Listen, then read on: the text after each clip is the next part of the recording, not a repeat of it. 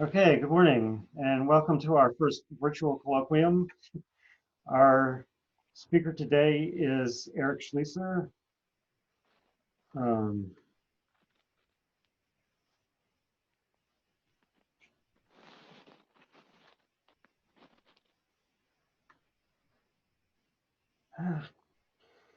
sorry,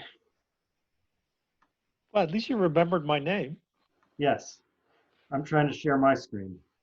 There Ah. we go. Our Oh, speaker today God. is Eric Schliesser of the University of Amsterdam. Um, Eric's main specialty is early modern philosophy. He's worked especially on Hume, Newton, and Adam Smith. This is a book on Adam Smith that seems to me like it just came out, but actually, I guess it was a couple of years ago now. Um, the price seems to be increasing. It's doubled since last week, so you might want to buy it quickly.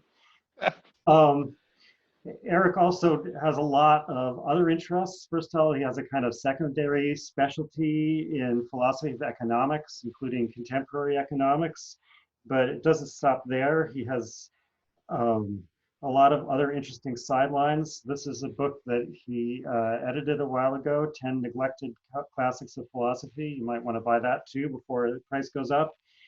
And uh, he's perhaps best known for his blog, Digressions and Impressions. I know he's remarked in the past that this gets many more readers than his specialist articles that he publishes in journals.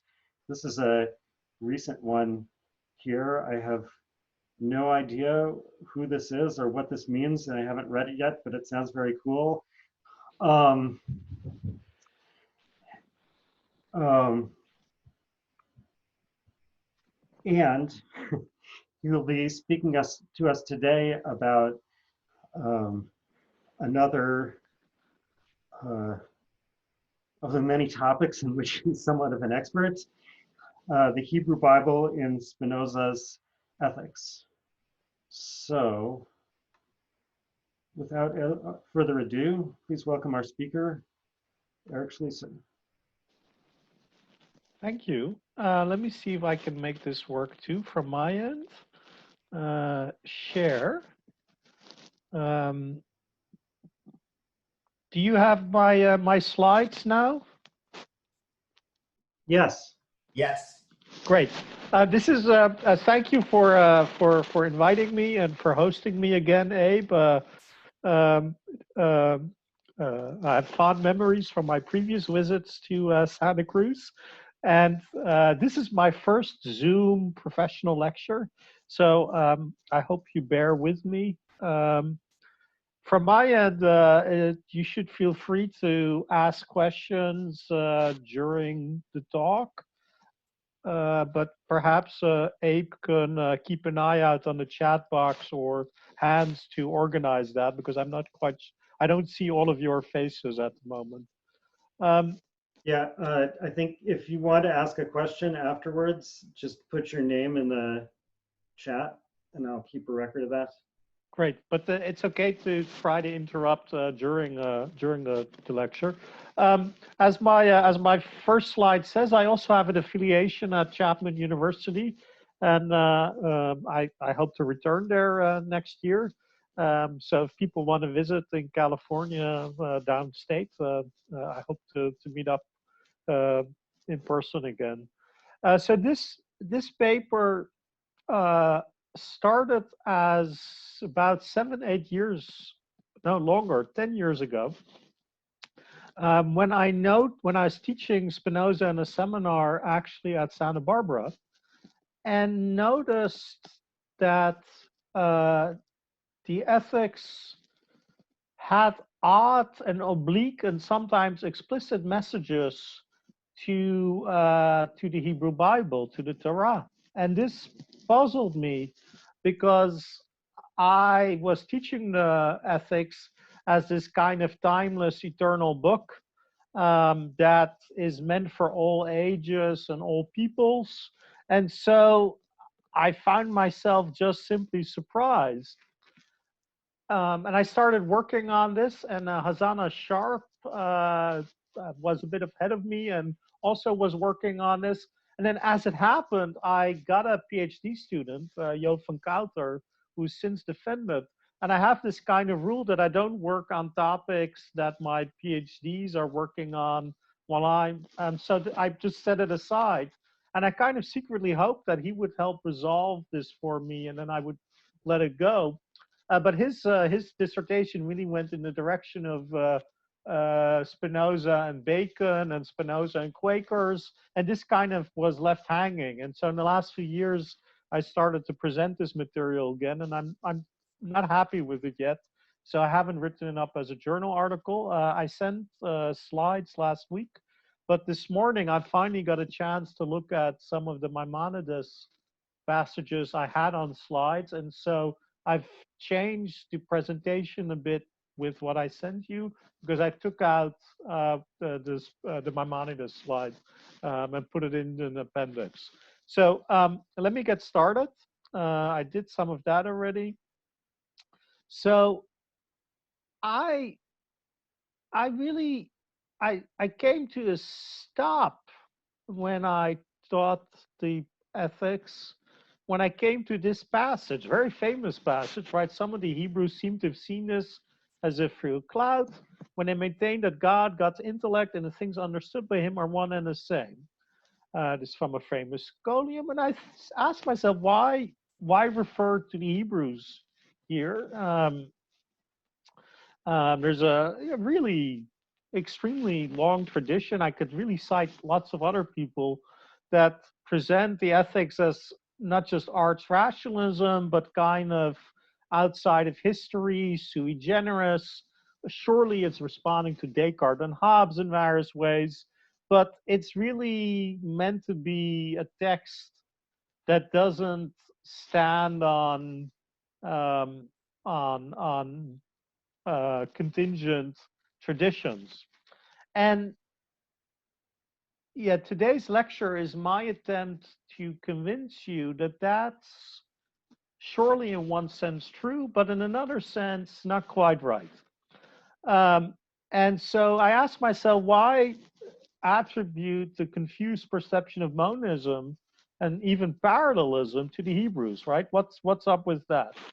And so my main thesis, and part of this is a joke and part of this is really serious, is that Spinoza presents his philosophy as a kind of purified version of Hebrew scripture in some of the scholia.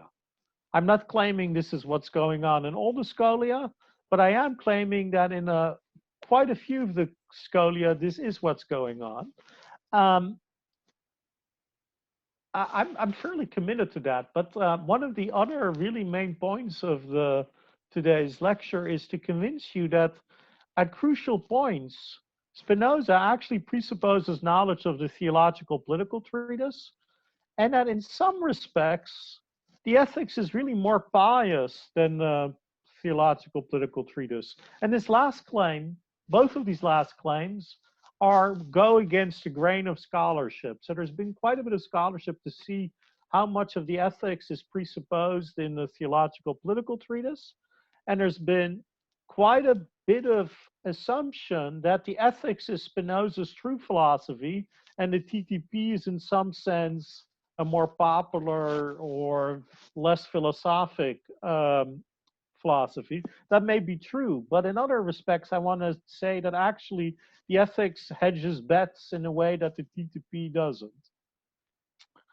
And then finally, one of the take-home messages that I think is lurking in the kind of textual exegesis that I'm offering is that for Spinoza, it actually is, and this is surprising, I think, philosophy is not required for freedom. And that's something that's not obvious if you know the ethics well, and is maybe not even obvious if you start thinking about it. So I'm going to try to present to you some claims that are based on really close reading of some passages in the ethics. Since I don't see faces, if at any time you think I'm going to crick or skipping stuff, feel free to interrupt because I can't make other, all normal contact with you. Okay, at least I see Abe now again. So one major assumption I make in my presentation is that the geometric method is not what it's often taken to be. I've defended this already in print. I believe it's part of a much more complex rhetoric, and that in fact the main point to have this method, and I derived this from some claims from Spinoza's friends, Lodewijk Meyer, is that it's a tool for education to avoid conflict. Um, and in particular, I claim that many of the scholia, and in fact, many of the corollaries and the prefaces and the appendices are really parts of polemics with all kinds of other intellectual perspectives and particular intellectuals, even satirists, which is quite amazing. I also want to claim, and this matters for today's purposes, is that they're kind of a privileged commentary on the text, on the main text itself, so that the scholia actually offer us a way to think about how we should understand, sometimes from our own limited perspective, the main proofs and demonstrations. And in fact, outside of a mathematical context in the 17th century, it's quite normal for scholium to just mean a discussion or commentary. Now, one of the more cheeky things I'm committed to is that if we think about the structure of the ethics itself, then the ethics is a kind of dialogic book where alternative interpretations are actually presented in the text itself. And this is most clear, I think, in a very famous scholium to Proposition 17. And that's also generated quite a bit of controversy about how to interpret Spinoza. So sometimes the dialogic character of the scholia hasn't helped scholars, but it's actually confused us. And one other feature of the ethics is that in virtue of presenting alternative interpretations and then refuting them in the scholia, Spinoza is actually creating a structure in which alternative viewpoints are lodged in the text and as commentaries on the text. And one of the serious points, but I'm also willing to treat it as a serious joke if you prefer that, is that in fact Spinoza himself is contributing to the commentary tradition on the Bible in the ethics, and that later I'll try to make clear on that.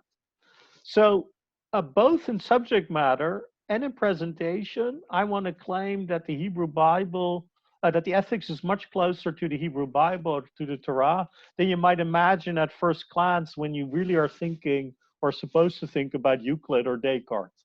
Right, so if you know the Hebrew Bible and the way it's presented, it looks something like the picture on my left. I hope it's your left as well, where you got a main text, and then you got commentary, and then you get more commentary, and sometimes you get commentary and commentary, and it goes into much smaller letters and letters into the margins. And what I want to say is that in many ways, the ethics is actually closer to that than this kind of Euclidean thing we tend to believe it is.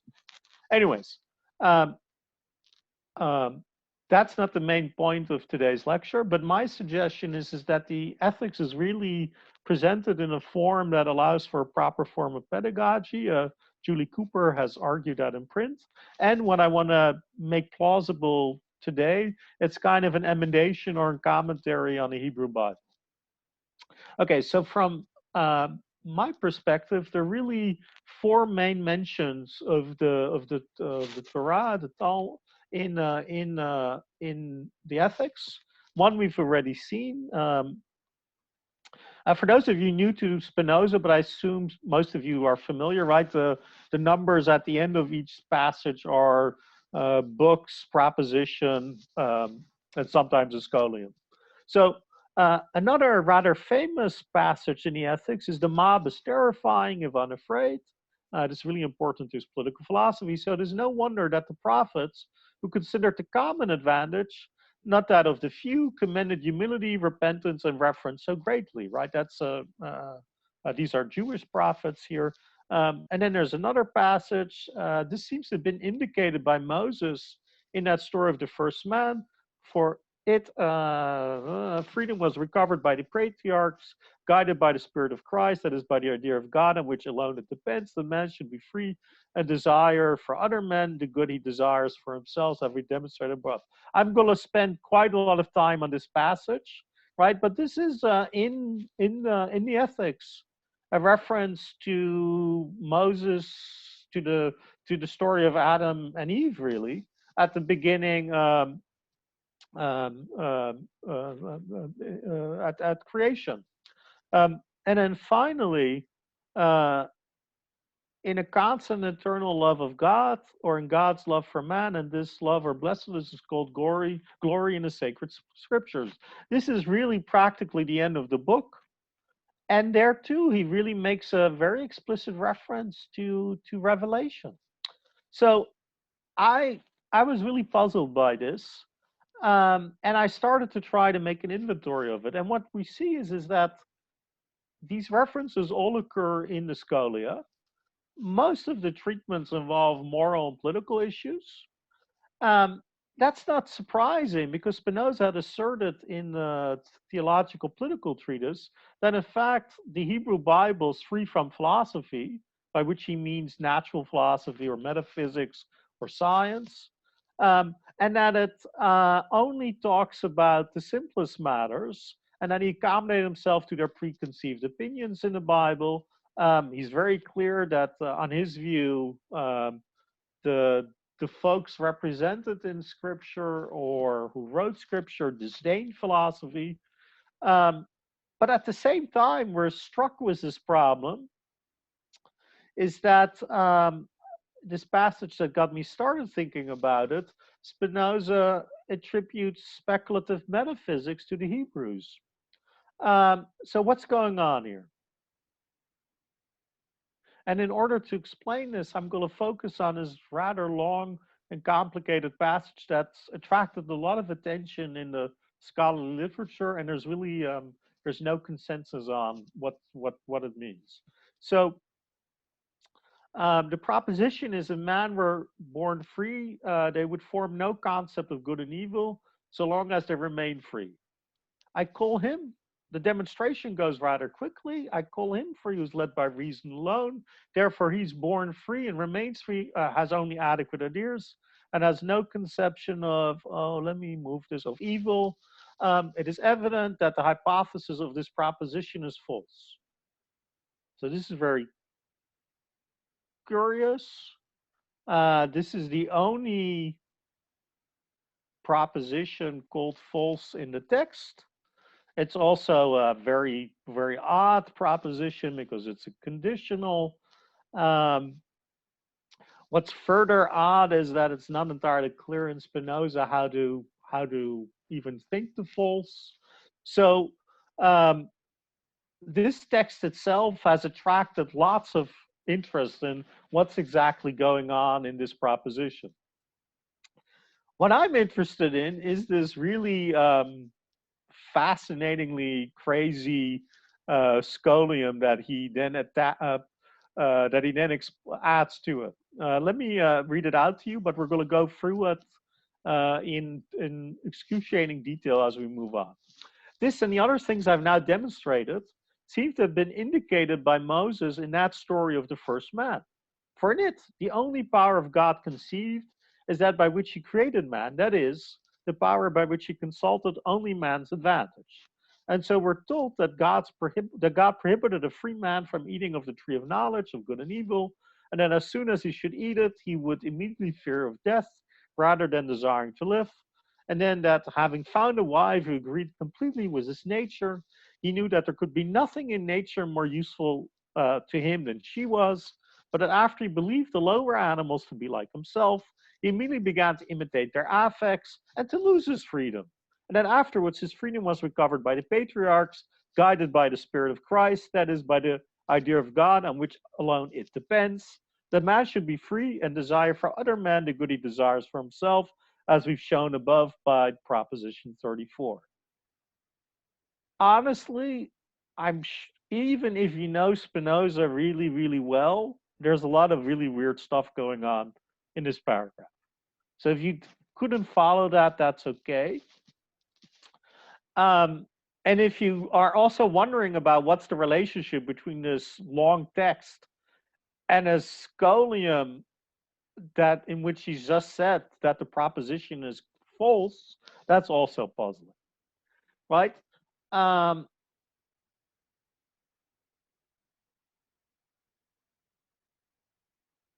Having said that, at a big picture level, we can kind of see that the targets of Spinoza in this passage are some weird mixture of Hobbes and Augustine, because both of them either assert natural freedom in a state of nature, and it's quite normal in this period to treat Adam and Eve as being in a state of nature before the fall, or that he's taking aim at Augustine's account of the fall, and the whole account of original sin, right? So that it's not implausible that that's in the background here. Okay, so what? And at any time, if I'm going too quickly, or if you feel I'm pulling a fast one, feel free to interrupt or ask questions if I haven't lost you already.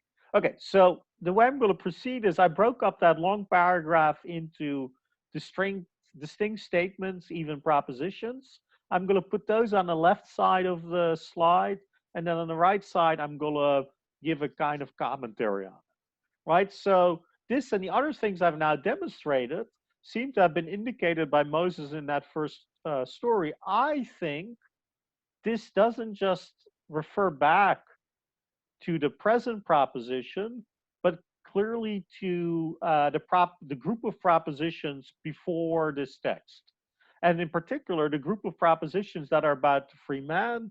I will argue in a bit that, in fact, I think Spinoza is referring to the whole ethics at this point, but I'll get to that in a second. Now, in the TTP, and this is really one of the kind of big claims of the theological political treatise, which appeared in Spinoza's lifetime in 1670, anonymously. But by the time the Ethics was published, it's clear that Spinoza is the author of the Ethics, because in the Ethics itself, there's correspondence that makes that clear. So he gets outed posthumously, self-outed, as it were. But in the TTP, Spinoza insists that the Hebrew Bible, as we have it, was put together and really organized by Ezra at the refounding of the Jewish political state, and that the very idea that Moses is the author of the book, that's silly. And I take that to be a fairly uncontroversial reading of the TTP. And what's striking is that here in the Ethics, he's referring to Moses as the author of the book in a traditional fashion. Both Judaism and Christianity recognize that the last few sentences of the Hebrew Bible create problems for the authorship question.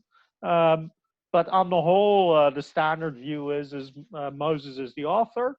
And Spinoza is adopting the pious view here. The other thing that's striking about this claim is that Moses is explicitly being asserted here as anticipating a philosophic demonstration. And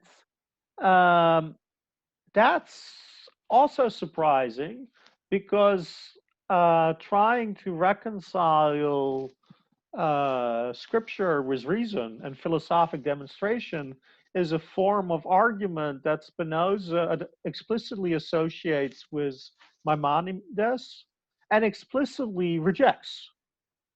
So that itself makes what's going on here a bit puzzling. Um,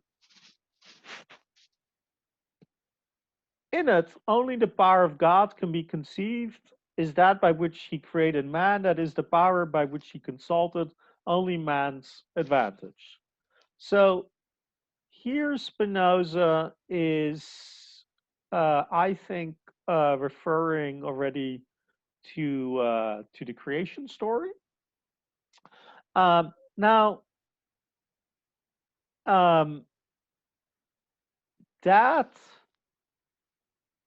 God's power um, um, is one, right, is a reference, I think, to the second sentence of Genesis.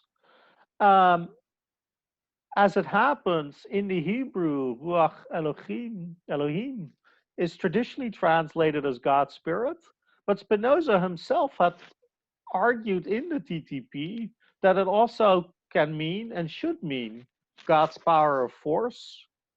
Um, and it's this particular power that is the cause of man's existence, right? That's how creation works.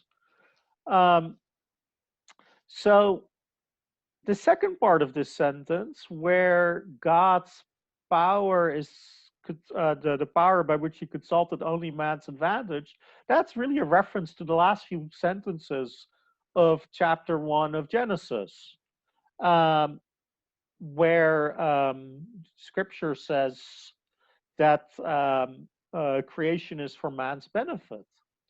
And that's really a surprise move on Spinoza's part, because those passages, those sentences are traditionally taken to be an expression of God's providence. And it is extremely uncontroversial to think that whatever Spinoza is trying to do in the ethics, it's trying to rule out providence and general final causes. And that's in fact the core message of the appendix of Ethics 1. Um, and so you might wonder what's going on here. So, now, on the one hand, you might think, look, he's just summarizing Moses' position here. He's not actually endorsing this. But on the other hand, you might think, well, actually, he is kind of articulating what I not as a uh, plausible interpretation of this scholium I'm going to put forward, he is kind of articulating a form of deism here. Um, right? Because what's happening is that Spinoza has removed all the anthropomorphic features of Genesis, and he's given God's action an explanatory unity, because one power is responsible for diverse effects. Right, so this sentence itself actually is, in a weird way, genuinely Spinozistic, except for the kind of tacit providence that's being smuggled into it. And so one of the things that's happening in this sentence is that Spinoza is in fact using a Maimonidean strategy in which the biblical narrative is uh, re-represented, retold, but in a rationalized way, but still in an important sense pre-philosophical. Um, but the puzzle is that Spinoza had very explicitly rejected this practice in the TTP, yet here he is indulging in it in this very strange paragraph on the scholium on a proposition he's just told us is false. At the same time, because he's already told us that we are referring back to earlier demonstration, the reader is invited to use a kind of Spinozistic reinterpretation of cosmogony, right? Because book 1 of the Ethics is really telling us the relationship between substance and the universe.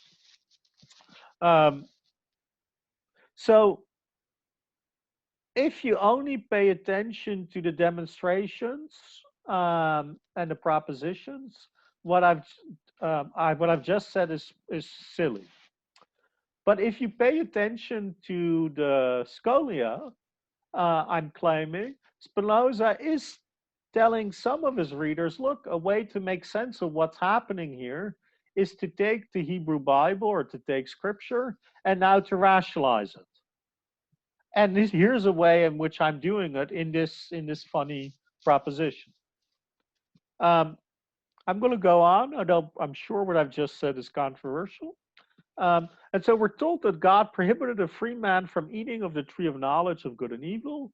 And then, as soon as he should eat of it, he would immediately fear of death rather than desiring to live. And then, having found a wife who agreed completely with his nature, he knew that there could be nothing in nature more useful than he was. Right? So, we're told here, first of all, that Adam is a free man, and that a free man is life affirming.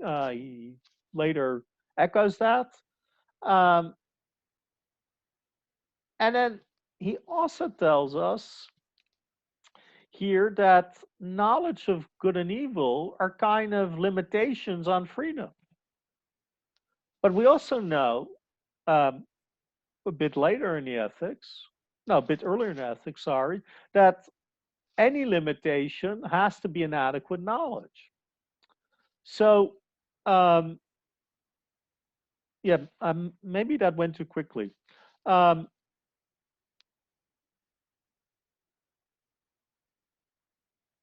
what I'm claiming is that Spinoza is giving us an account here that, according to Scripture, at first we're free, and then we become and capable of adequate knowledge, and that the moment we eat from the tree of knowledge of good and evil, we uh, we uh, we become capable of inadequate knowledge. Now, in C star, um, he tells us, look, uh,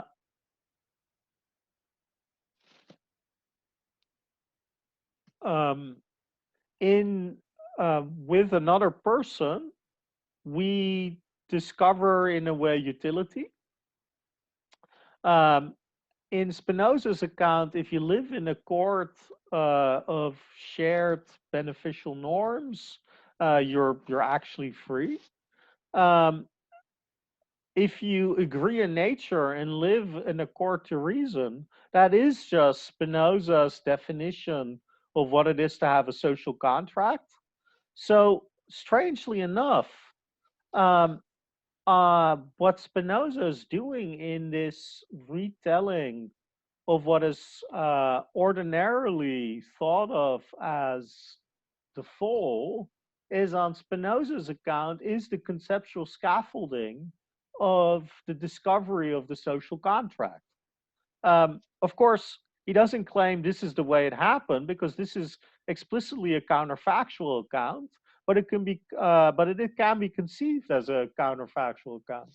Now, you might think, look, this is all really bizarre, but in fact, Hobbes, in his account of the social contract, had also explained the origin of the social contract in part by Adam and Eve uh, uh, um, after Eve shares the apple, of dethroning God. So Spinoza is not the first person to think that in this story we could see the beginning of a social contracts theory.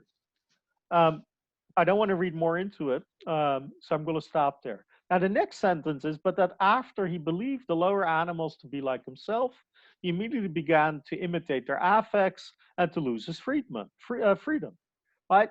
Now, what Hosanna Sharp noticed a decade ago is that Spinoza is really very striking in uh, attributing uh, the problems here neither to Eve nor the snake nor the devil, right? The problems here really originate in Adam's belief that humans are similar to animals.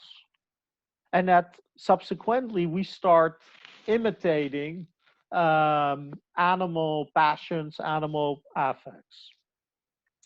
And that this is, in fact, the source of unfreedom. Um, and as Hazana pointed out, this is extremely puzzling because um, it doesn't fit well with a lot of other things that Spinoza says in the Ethics, which is really anti-humanist in many ways. Yitzhak Melamed at Hopkins has also been emphasizing this. Um, and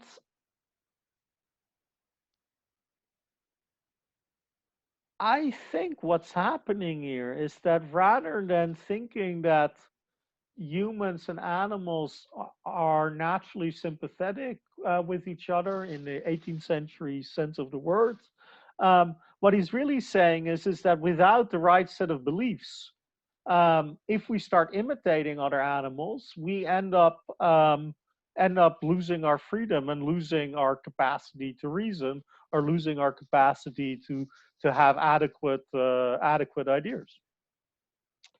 Um, and then he tells a good news story, according to the Bible, after which this freedom was recovered by the patriarchs, guided by the Spirit of Christ, that is, by the idea of God, on which alone it depends that man should be free and desire for other men the good he desires for himself, as we've demonstrated above. It's really very, very striking. Even if you think everything else I say today is borderline gibberish, that in the Ethics, Spinoza is describing the Spirit of Christ. That's just odd. Um, now, what the Spirit of Christ means is not explained in the Ethics, right? It seems to be the idea of God. But in the TTP, Spinoza does explain what he means by the Spirit of Christ. If someone had read the stories of Holy Scripture and has had faith in it in every respect, and has nevertheless not attended to the lesson Scripture intends to teach with those theories, nor improved his life, it is just the same as if you read the Quran or the dramas of the poets, or even the ordinary chronicles with the same attention as the multitude commonly given to these things. On the other hand, as we said, someone who's completely unfamiliar with these stories and nevertheless has salutary opinions and true rational way of living is absolutely blessed and really has the Spirit of Christ in him. So in the TTP, to possess the Spirit of Christ just means to have the right opinions and a rational manner of living. And crucially, for that, you don't need to be exposed to revelation. So you can have the Spirit of Christ long before Christ was born. You can even have the Spirit of Christ without ever hearing about Christ. And this is why Spinoza claims in the Ethics that the patriarchs can possess the Spirit of Christ, even though they would have lived prior to Christ. And in fact, this kind of move is something we see in the Quran all the time, but I'll leave that to another time. So, what's crucial for my present discussion is that the TTP very strongly implies that you can have the Spirit of Christ without knowledge of philosophy, for all it requires is to have solitary opinions. And Spinoza, like most other philosophers, makes a sharp contrast between an opinion and truth or even justified belief. So let me start wrapping things together. That you can have a true and rational way of living without knowledge of Scripture would have struck many Spinoza's readers as shocking, which is why Spinoza calls it the Spirit of Christ to lessen the shock. And this, in fact, generated a very famous controversy in the 18th century. Voltaire and Bayle are both very much involved in this, whether a society of atheists is possible. Ordinarily, when people say that Spinoza generated this controversy, they refer to these passages in the Theological Political Treatise. But I think, and I think this is actually clear in Bayle, that the part of the origin of this controversy can also be traced to this passage in the Ethics that I just called your attention to. Now, in the TTP, it's implied that you can have a true and rational manner of living without philosophy, and that that's an innate capacity. So I think that in the ethics, in the passage that we've just seen, Spinoza is claiming that the patriarchs were free in virtue of their desire for other men, or desiring the good for other men, and that they desired this for themselves. So the patriarchs were free because they lived in accord to moral norms in which they see themselves as no better than others, but work for the common good.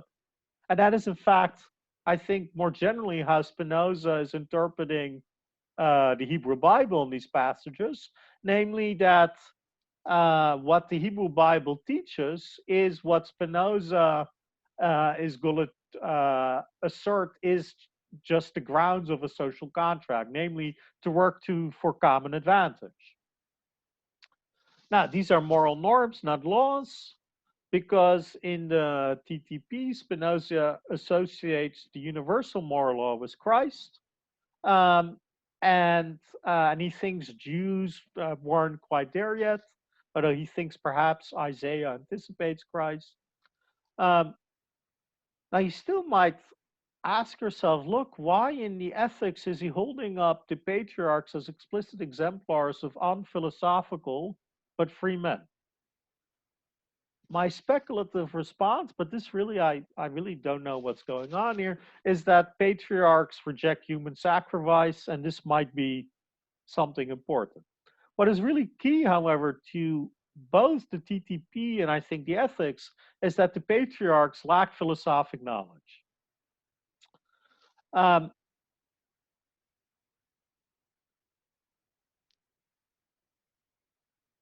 so what I want to claim is that on Spinoza's account of in the Scholia of uh, the Hebrew Bible is that both freedom and glory do not presuppose philosophy. And in this sense, Spinoza is anticipating really 18th century empiricist commitments. Okay, so what have I just tried to tell you? Spinoza repeatedly and routinely calls attention to the Hebrew Bible and the ethics. He presents his own philosophy as a kind of purified version of the ethics, which is where he creates a kind of weird hybrid of commitments that can be traced back to the scripture but are rationalized in a way. Um, in order to understand those claims, you need to know more of Spinoza's philosophy. Um, and oddly enough, these passages provide us with a kind of defense of human freedom against philosophy. And that's something I don't think is generally associated with Spinoza's views. I think if we're going to take those scholia seriously, that's an invitation for further reflection on what really Spinoza's philosophy is about.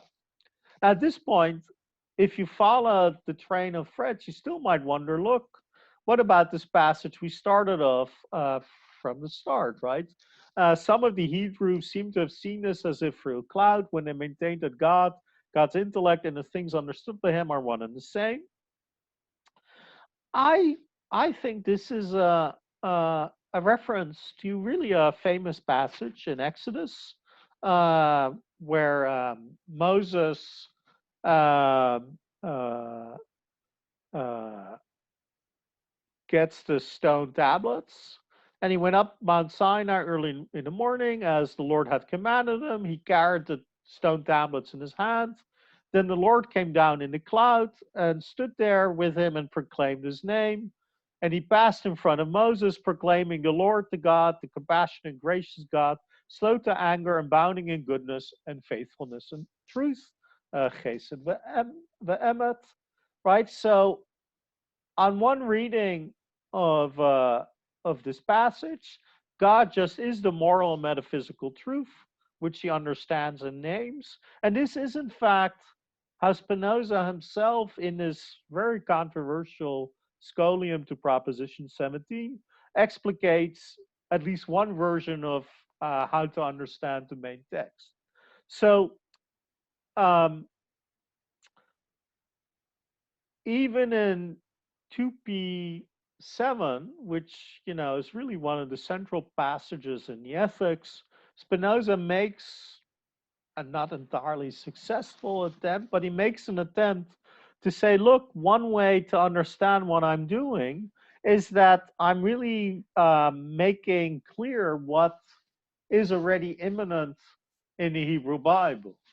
Of course, very few biased readers of the Hebrew Bible will, after having reading Spinoza, say, oh, now I see what was meant there. I'm not suggesting any of this is convincing on Spinoza's part, but I do think that in a strange way, the collection of scholia that I've presented to you, which present both kind of deism and a kind of rationalized interpretation of the Hebrew Bible, that these collectively actually anticipate, and this is really, I think, the historical irony that I'm pointing to, 18th century deist attempts to find a middle ground between Spinoza and Revelation. And in a weird way, Spinoza anticipates that middle ground in these propositions, in these scholia to his own text. And that's what I've tried to convince you today. So let me stop there.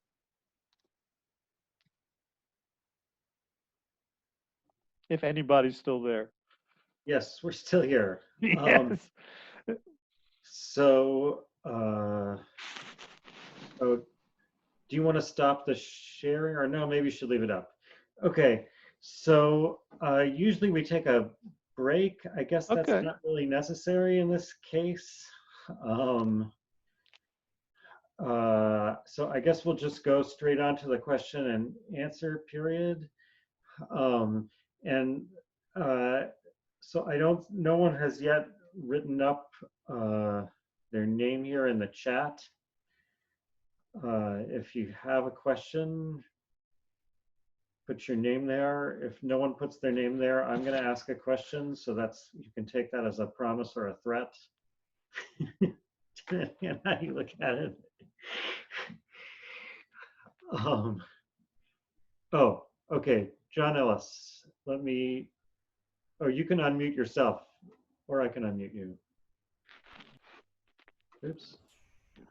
All right. Can you hear me? Yes. Thanks, Eric, and good to see you. Same here. It's been a while. It has been.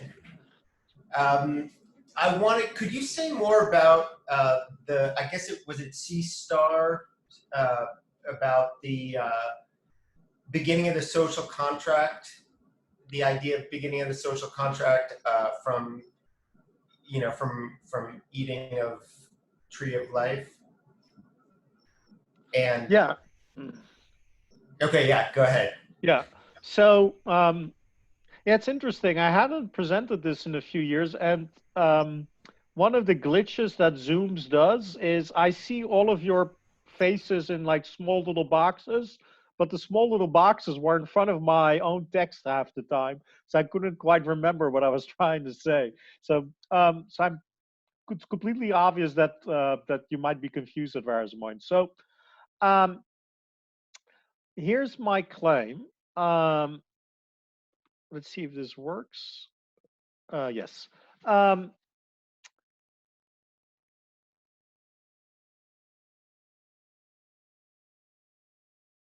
To agree in nature and to be mutually useful, that just is the condition of a Spinozistic social compact. So the way Spinoza understands social contracts Um, uh, all contracts are really for common end, for common utility. They're valid as long as that common utility exists, and you can only enter into such a contract. And this is I'll put this somewhat Kantianizing, and the contract itself constitutes a shared nature. So um, Um, and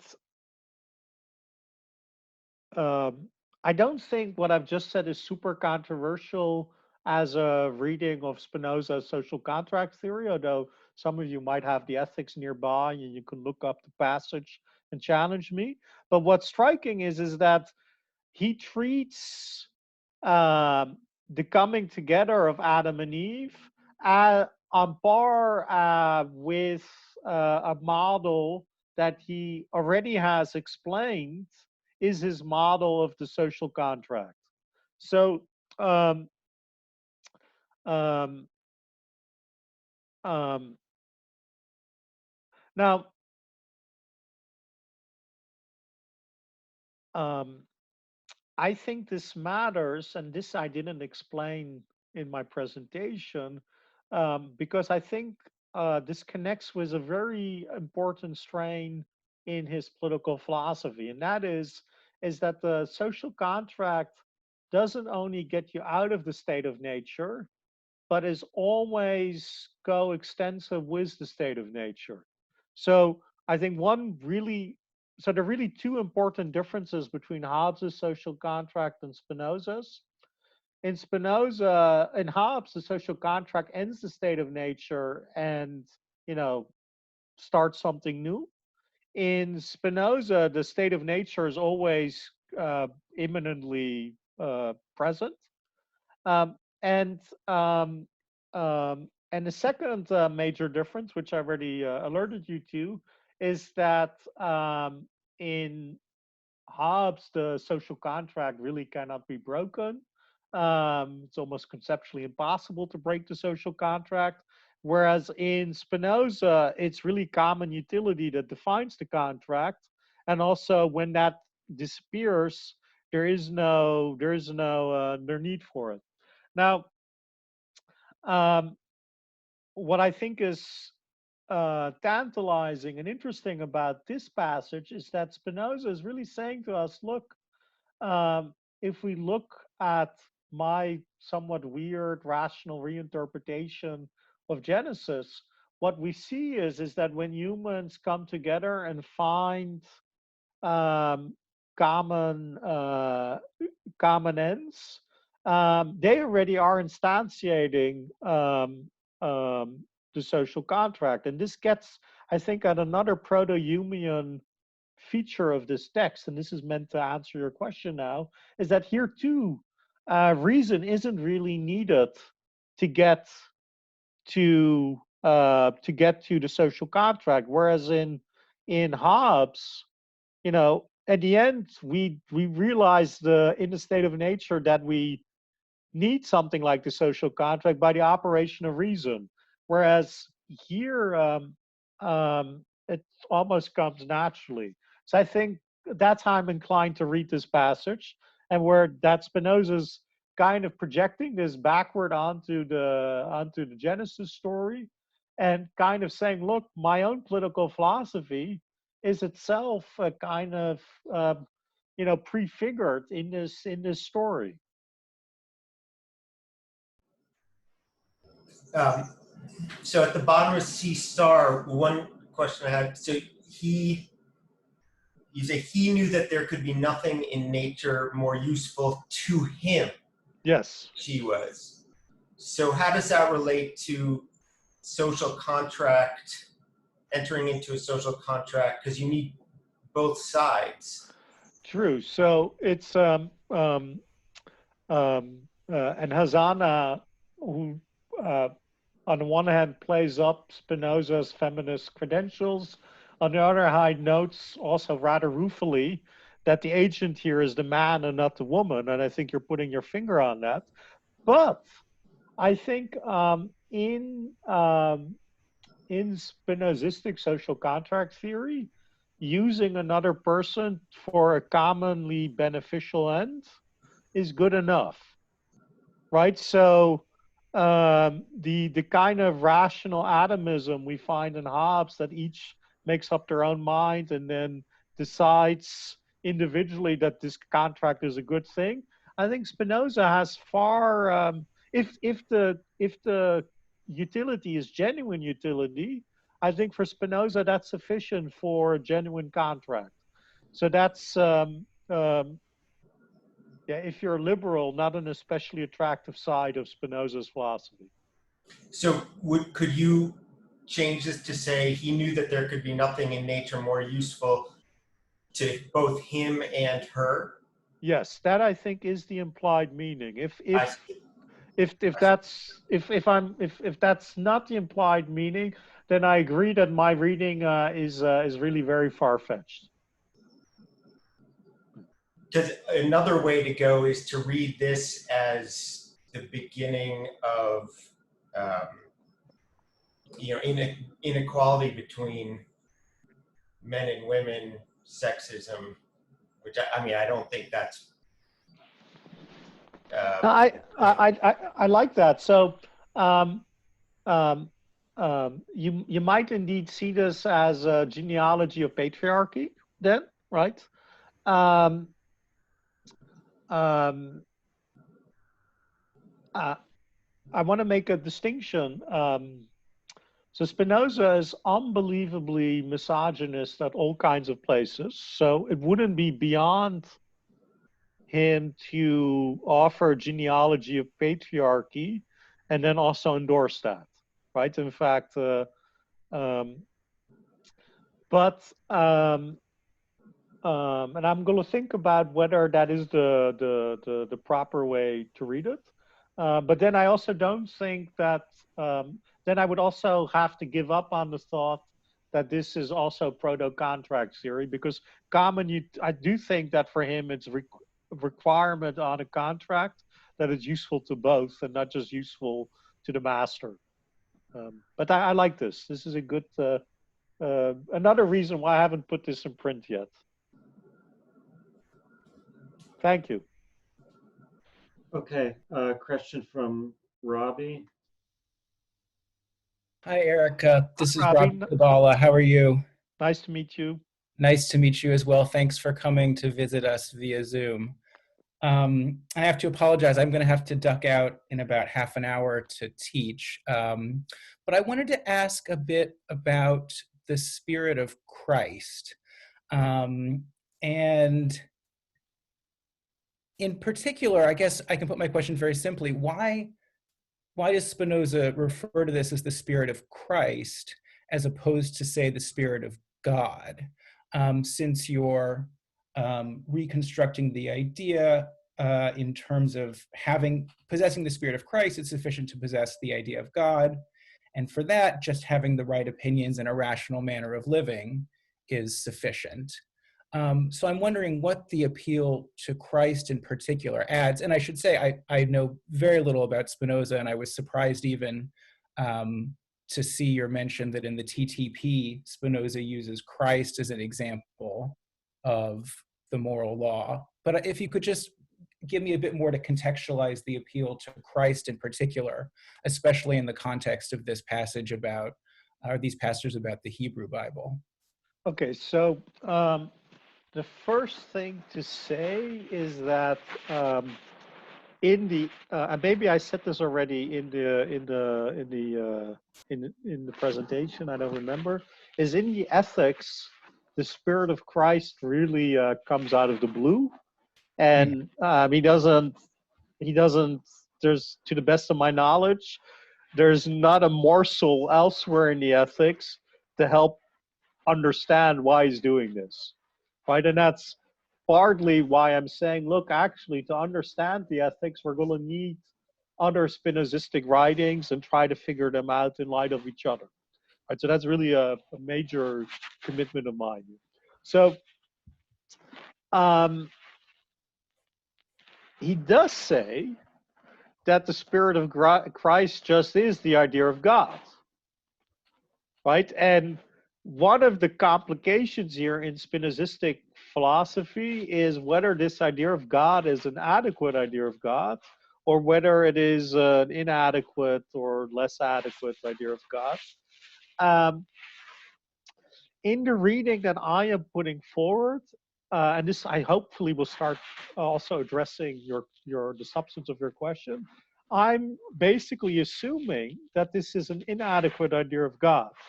And the reason why I'm assuming this is because I'm stipulating, based on the TTP, that the patriarchs lack philosophy and so lack an adequate idea of God. Because in order to get adequate ideas, you need something like demonstrative knowledge. And also because, and this is why I put this long quote of the TTP on the slide, it looks like Spinoza is very explicit that you can have the Spirit of Christ without having philosophy. Right, so then my maneuver is really look to be guided by the Spirit of Christ means to have a glimpse of God in some sense without having a full comprehension of God's attributes and how they relate to everything else.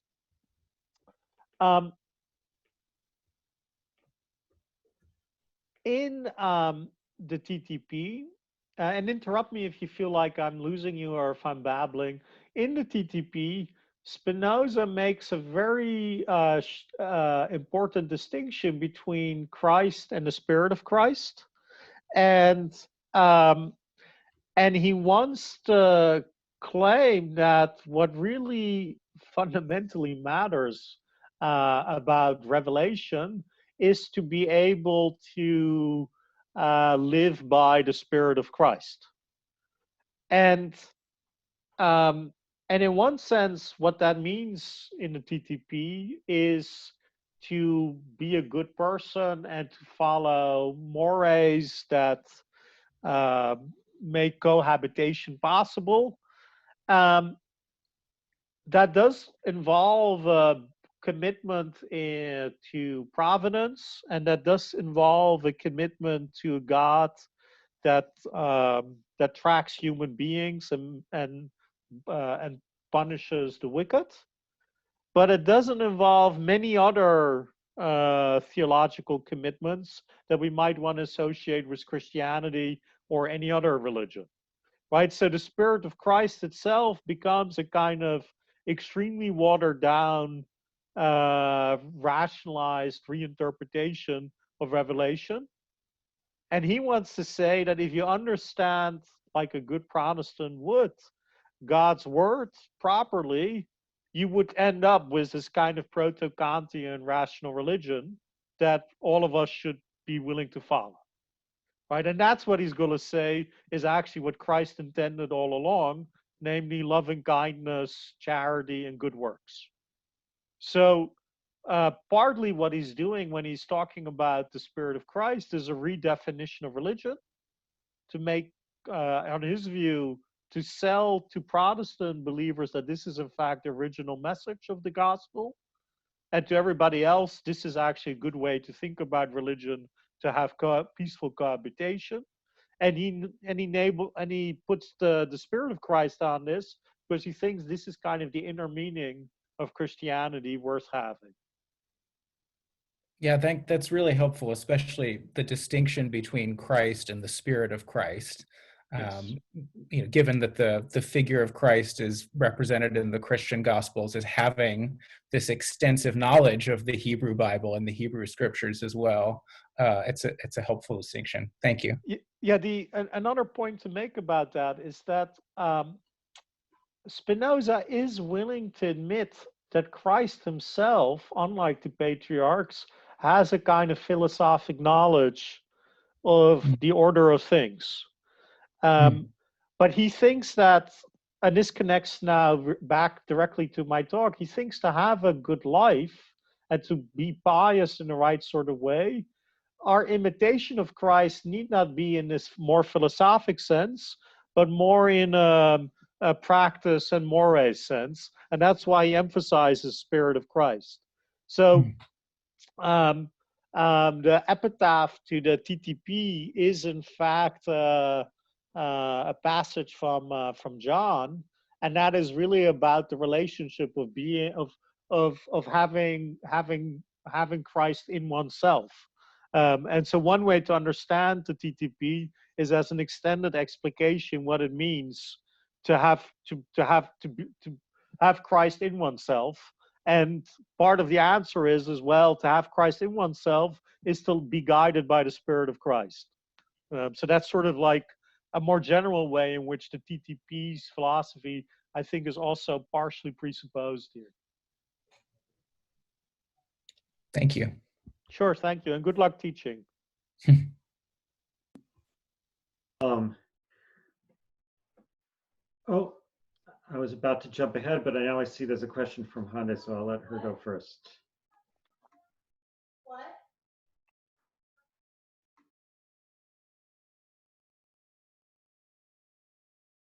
To the Genesis story. So I'm just like wondering, where does the natural inferiority of woman come from exactly for Spinoza, at least according to your reading? Is it because where does the natural inferiority of woman come from according to Spinoza, at least according to your reading?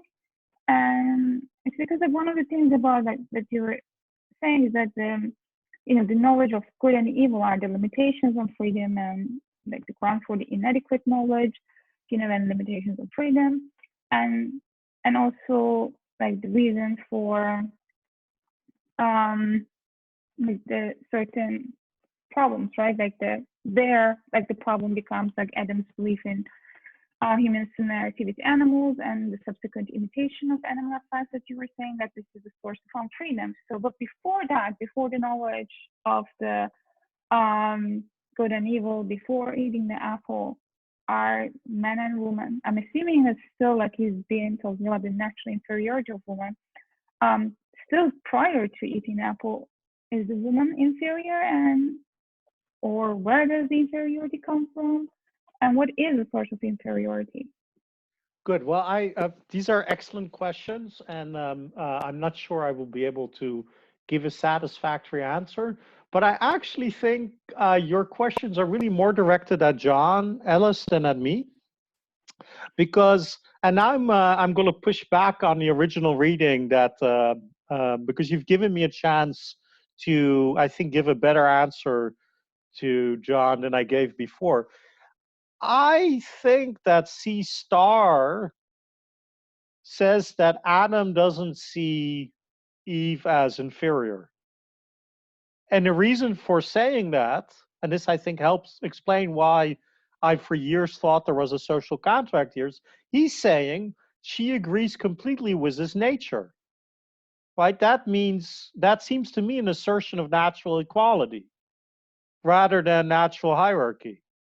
Right? So I think this passage is really saying that the first man is not committed to patriarchy, but is committed to genuine equality.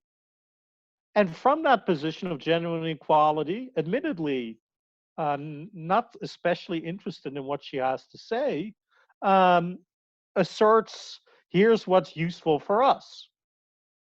Now, I think even that point can be explained in a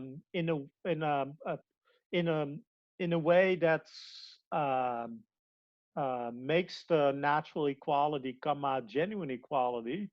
If you think that you agree in nature completely, then you also have the same views about substantive matters, right? So this is a thought extremely familiar from Stoicism. The more you approach sameness, the more you agree. and vice versa, right? While I think the absence of language here and the absence of discussion is a serious issue, I think from Spinoza's perspective, if you agree fully in nature, then anyone can stand in for anyone else and agree on what's useful for everybody else, right? It's a kind of representative agent theory, the economists would say.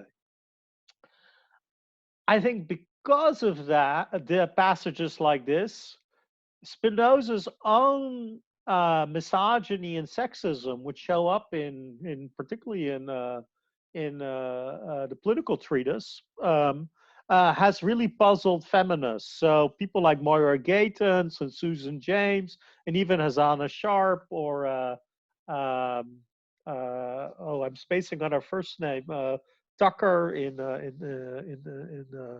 Milwaukee.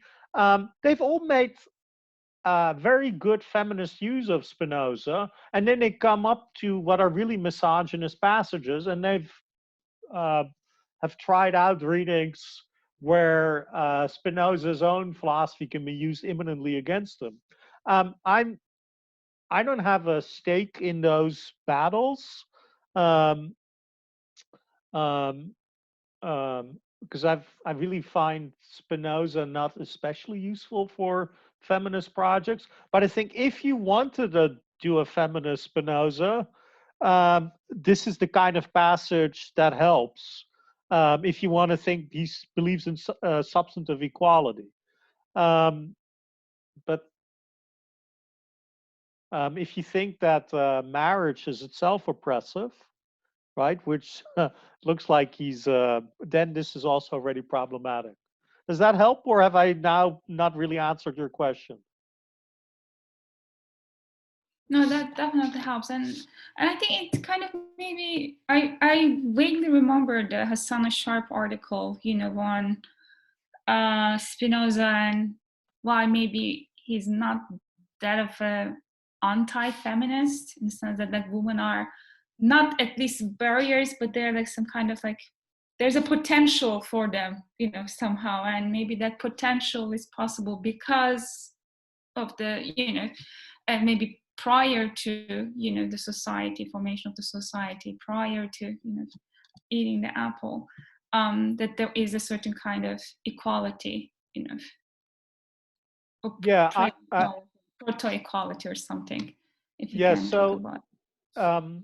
So there's I think a natural way to read both Hobbes and Spinoza as rather than offering us a sexual contract, as offering us an account of human nature where social political hierarchy are imposed by bad institutions rather than by natural conditions. And if you go down that route um, and add other assumptions, Spinoza might be a promising fellow traveler. Um, um, I have Abe didn't introduce me like this. I've written quite a bit on prehistories of feminism and how to think about early modern canonical, not so canonical figures in relationship to different kinds of feminism. I've never been especially moved to read feminism into Spinoza, but I think this sentence is a good sentence for the feminist, and I think the fact that despite his misogyny here, he really lets Eve off the hook of all the problems is, I think, indeed noteworthy. On the other hand, if we compare it to Leviathan, there Eve comes off much better than Adam. And compared even to the Leviathan, this is not as dramatic and as radical, because in Leviathan, Eve is really the agent and a potential usurper of God's power, and in many ways very close to sovereign power in a way that Spinoza never touches. So I think if you're into early modern Hobbes or Spinoza, I'm not clear to me why a feminist would prefer Spinoza. Eric, can I just follow up? So on that, given your response to Honda, you would want to then put in useful to him and her, or Yes. useful to them. Okay.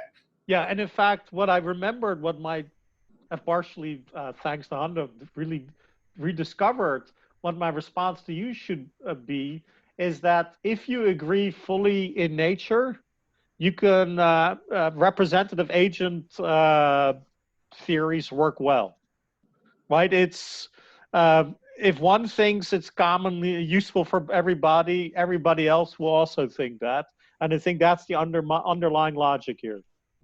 Is there any reason to keep it as just useful to him?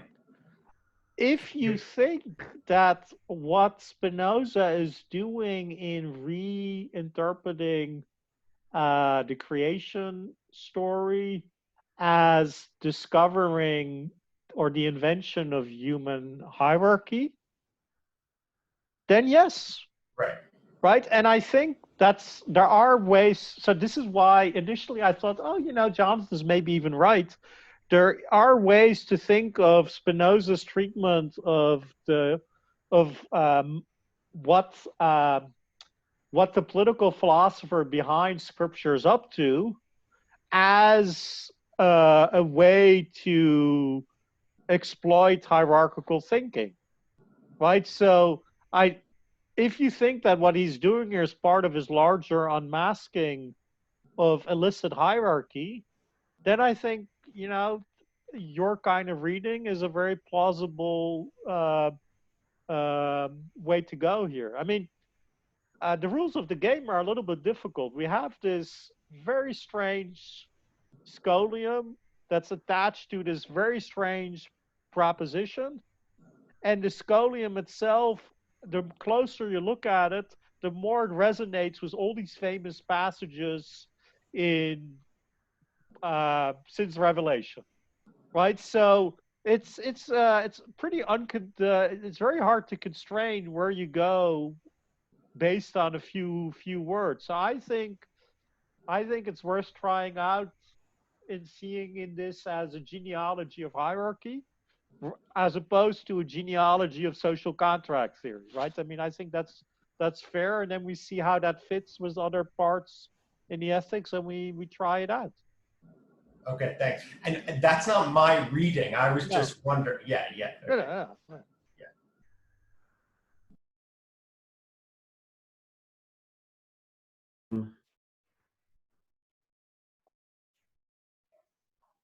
I'm eating because for me it's dinner time, and I'm noticing I'm getting a bit hungry.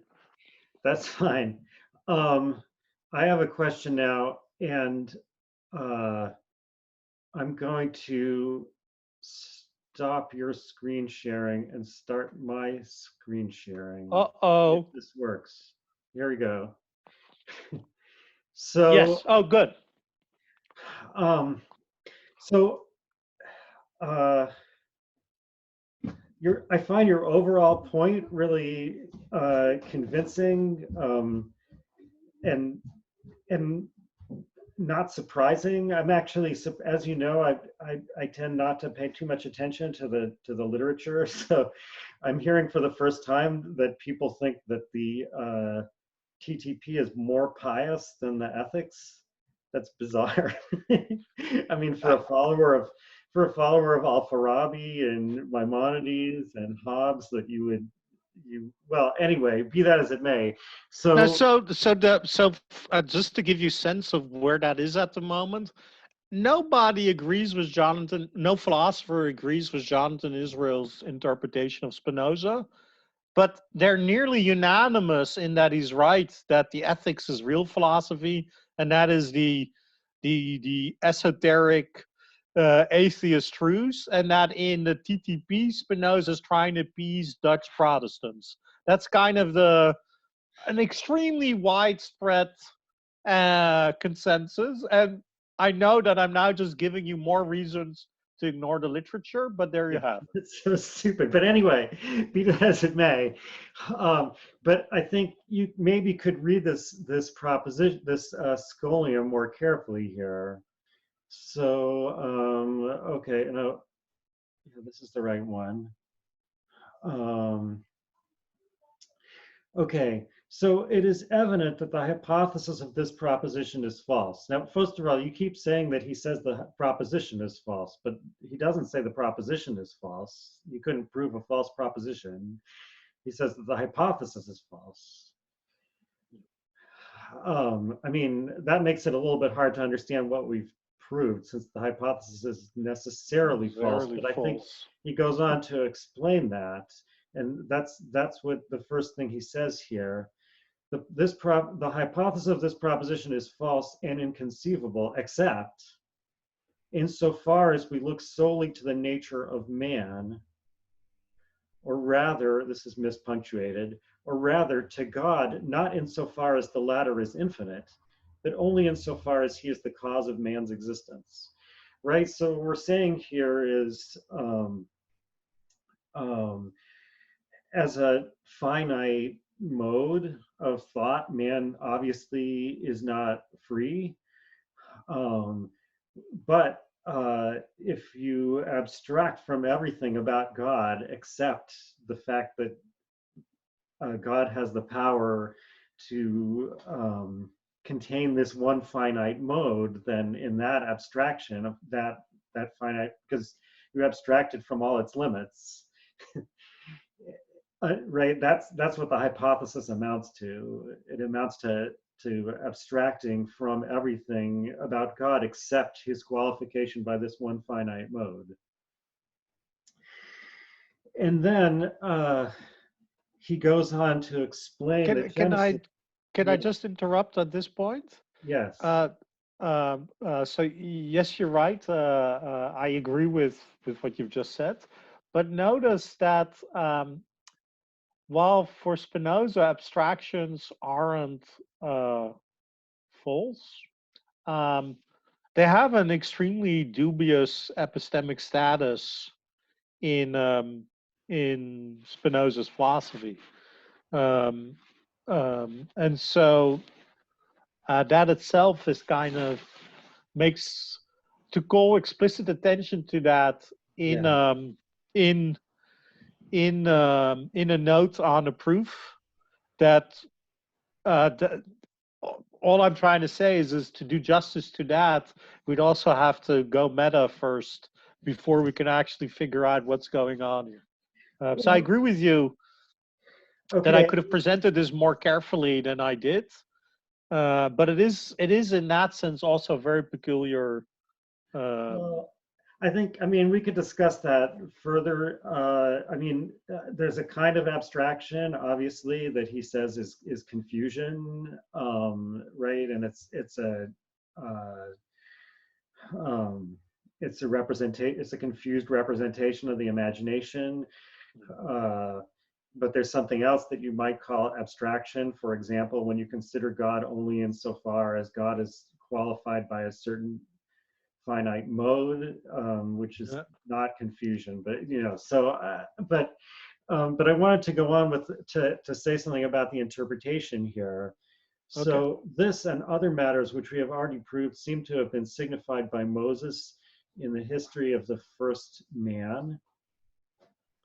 For in that narrative, no other power of God is conceived save that whereby he created man. So that's just saying the same thing again, right? He's saying that the narrative in the second chapter of Genesis portrays God only as qualified by this one finite mode. Right? No other power of God is conceived save that whereby he created man. That is the power wherewith he's provided solely for man's advantage. So it's the power by with, right? Because whatever is damaging to man must be outside of that mode, right? Every finite mode is destroyed by some other finite mode, never by itself. So insofar as you regard God only as qualified by that one finite mode, God considers only man's advantage. That's in other words, it's that much power of God is what's for man's advantage, namely the power of God that creates man. The other powers of God are not for man's advantage.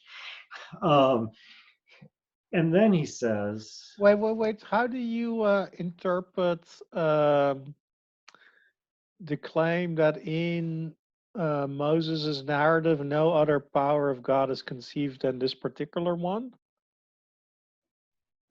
that he's saying that Moses' narrative is true under this abstraction, the one that would make the hypothesis true. Yeah, and the hypothesis is the workings of providence on my reading.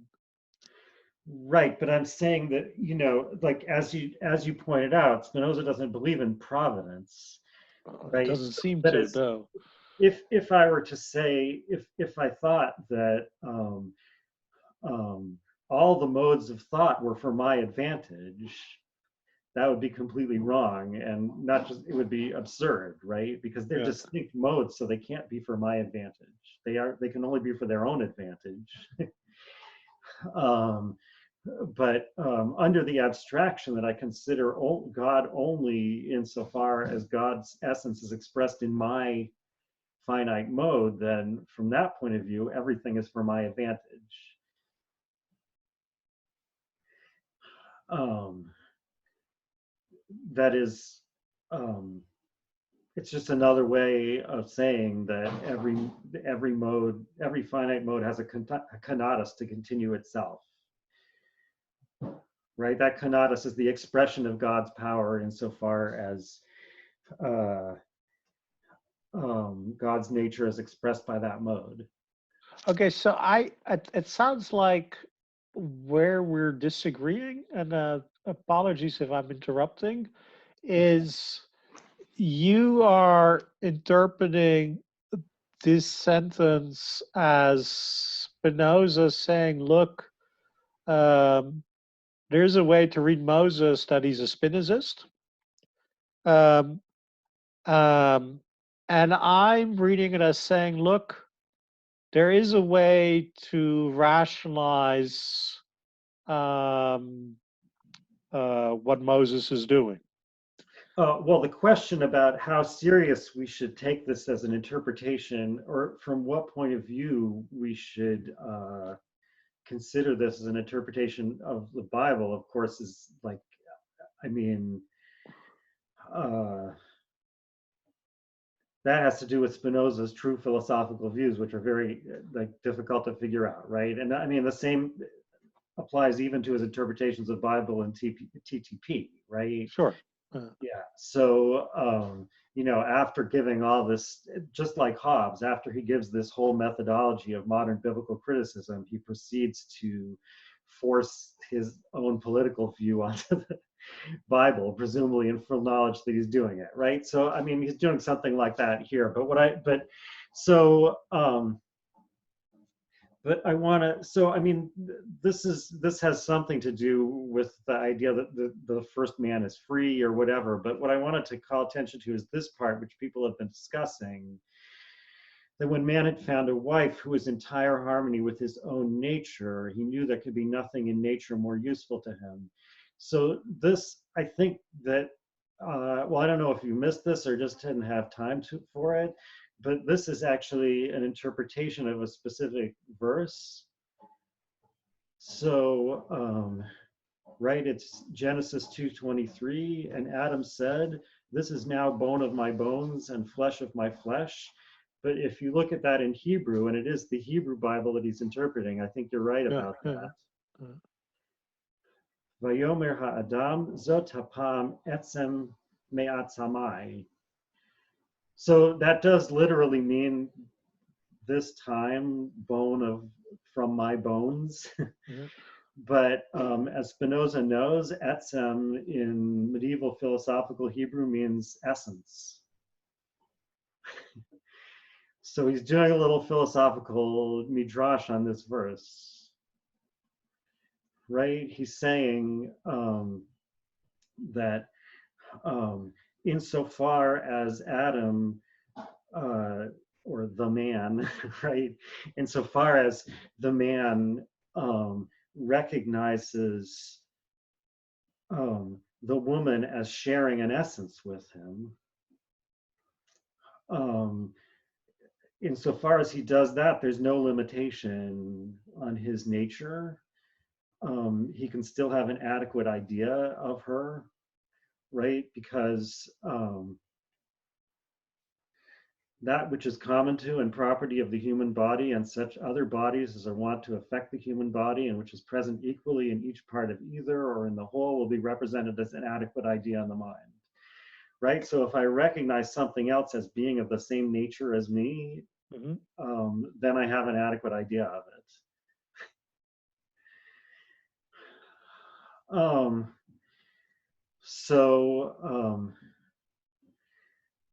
So the question is how to understand the stuff after it about the serpent. And I mean, it's Can we hold obviously, on? How do yeah, you okay. understand the more Yeah. useful to each other? Because I really liked what you said, but I don't view this as a in the dialectic. I don't view this as a problem for my reading. On the contrary, I think sharing an essence is really a condition on the possibility of a social contract. So I'm very happy Yeah. with that. Yeah, no, I mean, this part agrees with your reading and not with the reading suggested by John, right? That is in this place, and it's based on that verse, which is, you know, I guess if you wanted to look for a feminist verse in the Old Testament, that would be, again, would be the place to start, right? Yeah. So there aren't that many, but there's that one. So, right. So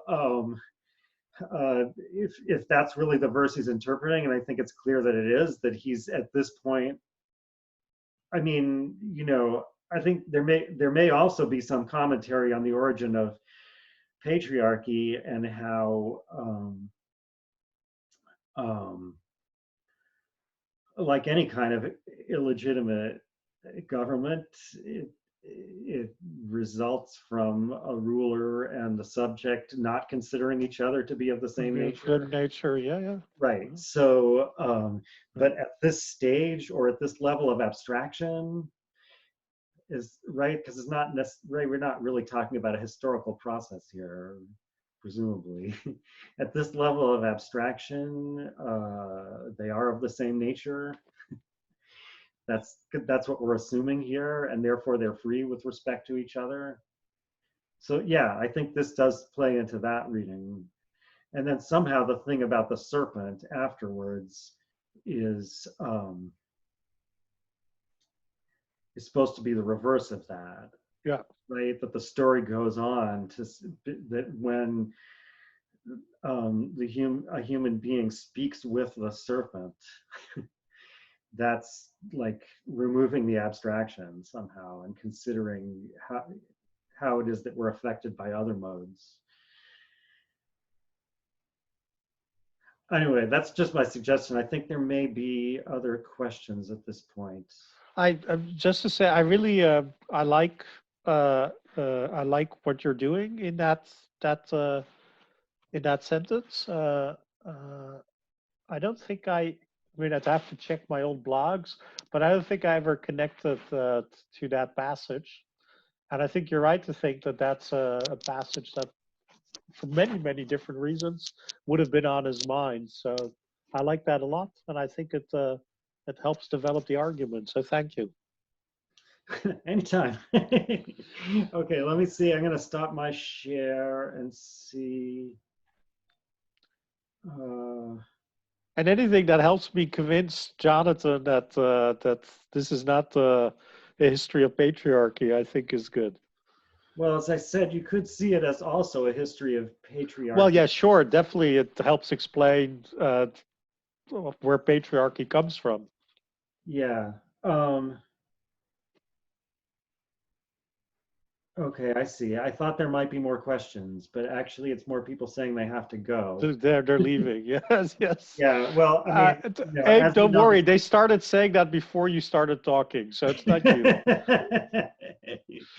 They knew I was going to start, though. That's well, as you know, this isn't our regular colloquium time, which is why I think a lot of people have commitments that Fair interfere enough. with Fair enough. it. Are there other questions or follow-ups? John, your dad didn't join this time, right? My uncle, no. Oh, your uncle. Oh, sorry. No. Well. Yeah, no, yeah, and he's not a Spinoza scholar at all. Oh, okay. But he's always asking me about Spinoza. Just he's a doctor and doesn't think about philosophy, but he's always curious. And for some reason, Spinoza is the one he always likes to ask me about. So, and he was excited he was planning last week to join. So, yeah, I have a version of this talk that I give to Jewish study groups, and those are always extremely lively and entertaining discussions. I bet if you have one online, let me know, because I bet he would like to go to that. Yeah, I'll have to. The last one I did was in Dutch, so I have to see if I can find one in English. But yeah. This also is being recorded, and I guess will be put up somewhere. Oh, okay, but here I didn't do the kind of more pedestrian stage setting about Spinoza, his life, the relationship between the books, etc. Well, if there aren't more questions, and if those of us who are left have patience, I could ask another question. Let me go back to my screen here. So, Eric, I need to get off, but it was terrific to see you. Same here. I'll send you a note over email. Great, and I look forward to our ongoing conversation. Good, me too. Okay. Well, people who want, maybe everyone else needs to leave now too. Eric and I could keep talking, but well, at some point I have to put my kid to bed. But yeah, for now we're still in the budgeted time. Yeah, exactly. That's why I thought I could. Let's see. That's not what I wanted. Oh.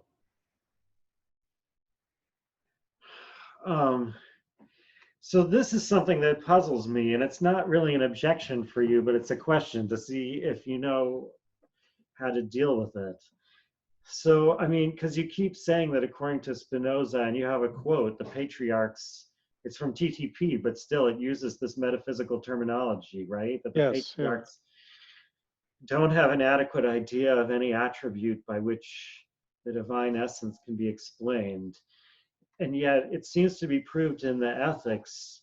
Well, what's explicitly proved here is that the human mind has an adequate knowledge of the eternal and infinite essence of God. And then he goes on to prove from that also, I guess everyone except us has left. Yes. Maybe I should stop the recording here. No. Or maybe, I don't know. That the human mind has an adequate knowledge of the eternal and infinite essence of God.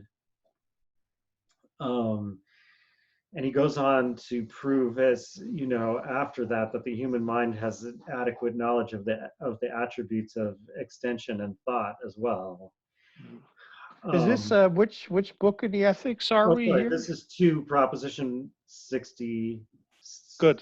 47. Yeah. Yeah, and he also says, what is at the beginning of Ethics 3, that everybody has an adequate idea in their minds, right? I mean, yeah, but also I want to point out that this proof there's nothing specific to human minds about the proof. No. Right? This actually proves that every finite mind, has no matter how simple, yeah, has an adequate knowledge of the eternal and infinite essence of God. So what is going on when someone has an inadequate or false idea of God, which even in the ethics he accuses people of having? Yeah. Do you want to try out your hypothesis, or should I try out my musings on this? Since we're just the two of us, I'm happy to follow your lead. But in Yeah. general, but it does connect to, I think, a main theme of the talk, right? So I've tried to suggest that in a weird way, the ethics is an emanation of of Torah, um, in a certain weird, strange way. And you know, what we think of what Spinoza means by an emanation is itself, of course, contested in various ways. Is it either a kind of activation of something that's already present, or a revival of something that's already present? I think what the way I tend to read Spinoza is a kind of weird neo-Lutheran, in which we have submerged ideas, but it requires proper triggering and proper cultivation to inspect or think the ideas that we already possess.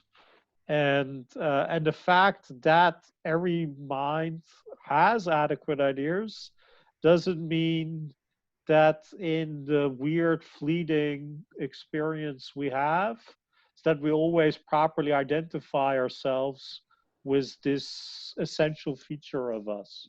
That's how I tend to think about it. Yeah, I mean, it has to be something like that. And But so I think the patriarchs are kind of then also in a weird way held up as exemplars of, so this is not entirely flattering to them, of not being properly connected to their own essence. well, the patriarchs, so like if Christ is the ideal human being, so to speak, um, uh, which the ideal human being is impossible, Yeah, except so far as you know, etc. yeah, Um, then the patriarchs prefigure that. It's some version of that doctrine, yes, yes. So the yeah, patriarchs prefigure it, but in the mode of imagination rather than intellect, or I yeah, mean, that's kind of what you would expect if yes. if you put together Al-Farabi and Maimonides and Thomas Aquinas, Yeah, I kind of blind them through Spinoza. in my presentation, I seriously but also jokingly said, look, if you put together Al Ghazali and the Quran, you also get a version of this. So it's it's remarkably widespread. Yeah, Uh, but uh, it's still, I mean, it is. Um,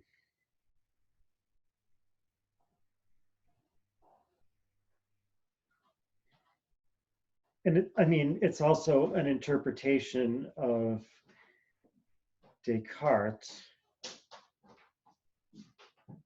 and in a sense, right, this proposition is interpretation of Descartes, and in a sense, what I'm asking about it is the same as like Locke's objection to Descartes.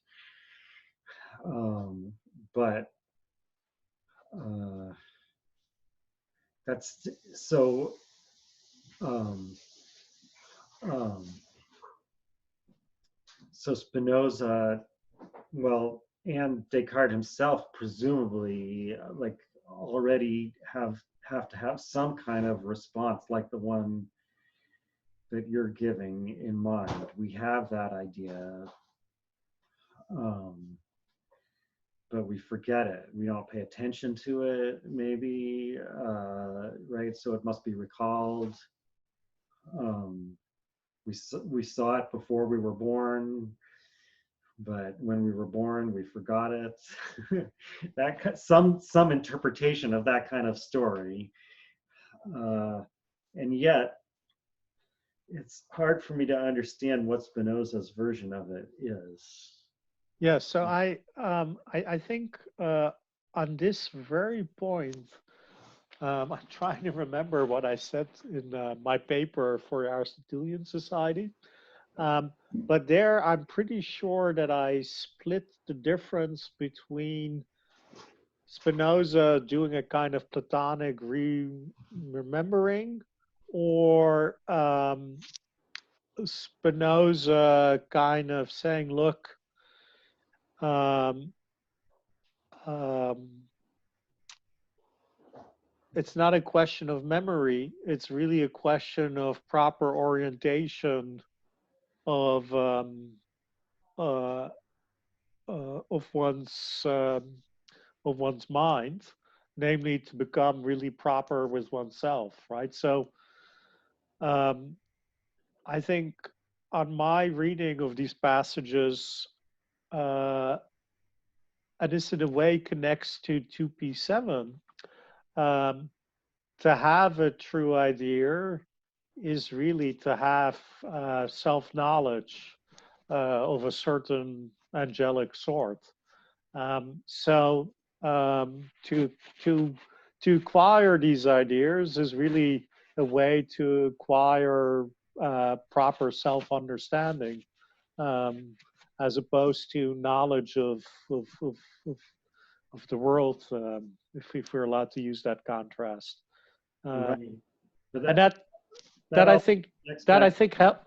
think help minimizes the kind of pressure that Lockean style objections put on it, but it doesn't eliminate it.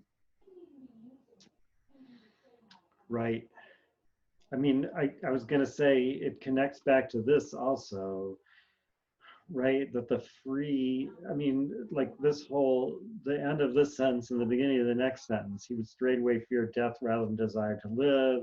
It's written that he found a wife who was in entire harmony with his nature, right? Like the difference between, so to speak, having consciously having this idea and having it, but not having it yet, as you say, is a difference of orientation, and it has something to do with whether you are, what is the you here? Right? I want to say Yeah. something like whether you align yourself with your conatus, desire to live, regard other things as of the same nature as you, or whether you um, um, regard yourself in relation to other things that have their own conatus and fear them. So um, um, one of the things that I know annoys other Spinoza interpreters about my view on this is that I think that insofar as you have adequate ideas, the you that we started off with kind of evaporates into a kind of commonality.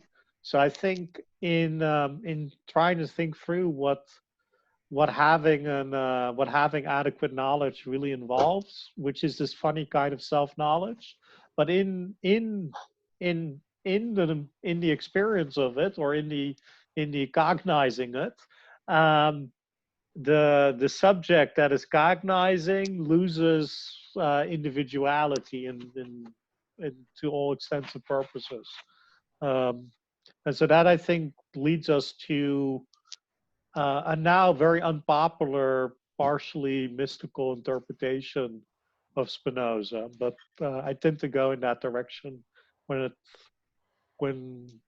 confronted with these passages. Right. I mean, or I guess the way that to turn that around would be, how could Spinoza explain that we have such a thing as a consciousness of our own individuality? Yeah, Um, and that, yeah. and Um, and and I treat Spinoza as a kind of weird critic of the Renaissance cult of individuality and returning us to a notion of the individual that's um, very, very austere and abstract. yeah. Well, it's like in Al-Farabi, although I think we argued about this passage at some point, what it means, but, where he says that, as I understand it, that uh, that separated intellects differ only in degree. Yes. So that um, so that when a human being dies, and they're, now again, like whether this is Al-Farabi's true philosophical view is definitely open to question, but the metaphysics he sets up as the views of the people of the perfect city, right? When a human being dies, their intellect separates from the body.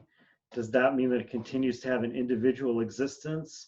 Well, only insofar as it changes the intensity of an intellect of that degree. Right? So it's kind of like a spectrum, and every time someone dies, the spectral line corresponding to their degree of intellect increases. Yeah, so and Spinoza is the same, except there isn't really any time involved in this. No. No. Right? It's really like that was the eternal essence of this mode. To Yes. be of that, yeah. Yeah, I came to my interpretation of this kind of interpretation of Spinoza before I was teaching Al-Farabi year in, year out, which I've now done for 5 years straight. Wow. And it is, I think, really uncanny how these things are echoed in Spinoza. And I've been a bit puzzled that Spinoza interpretation has primarily looked at Ibn Rushd and has looked less at Al-Farabi on precisely this issue, although Ibn Rushd, is not that far removed from this. But yes, I agree. All right. Well, since we're in agreement, maybe we should. Yeah, no, by our standards, we were in a lot of agreement today. Yes.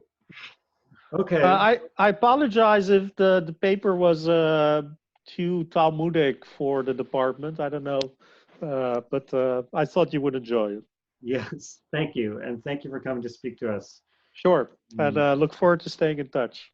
Okay. See you later. And Then. will you let me know when the recording is ready for circulation? Yeah, I don't know whether I'm going to end up putting it up on my channel or whether the department's going to put it up somewhere. I'll let you know. Perfect. Okay. See you Have later. regards. See you later. Okay. Bye.